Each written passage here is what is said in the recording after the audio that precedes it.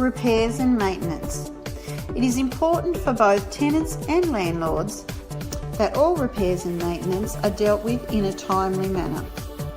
We encourage all tenants to report any repair and maintenance issues as soon as they become aware of them. Our preferred method for reporting repairs and maintenance is through the Maintenance Manager app. Using this app allows all parties to be kept up to date easily on where the repair is at. The app can easily be downloaded through the App Store. If you have any problems with this, please contact our office for assistance. If you are unable to use the app, then contact a property manager by phone, email, or coming into the office.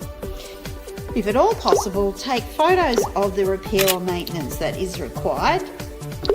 This is often very helpful when discussing what is required with the tradesman. Other information which is really helpful is whether the appliance is gas or electric, how long it has not been working, and what you have tried to remedy the situation. Please give as much information as possible so we can correctly gauge the urgency of the repair and the appropriate tradesman to refer it to. Emergency repairs. Sometimes emergencies will happen and repairs will be required out of hours. Emergency items are generally those that would cause injury to the tenant or damage the property if not corrected quickly.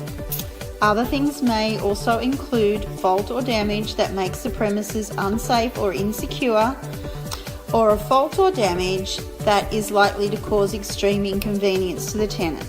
Some of these will include broken water pipes, blocked toilets if that's the only toilet in the premises, serious roof or gas leaks, dangerous electrical faults, gas, electricity or water supply failure. Please check that this fault is just for the property and is not affecting the whole neighbourhood. The emergency numbers can be found on our website and also in the troubleshooting and maintenance guide that was given to you at your induction. When dealing with maintenance and malfunctions, things can often be safely rectified with a few simple troubleshooting steps.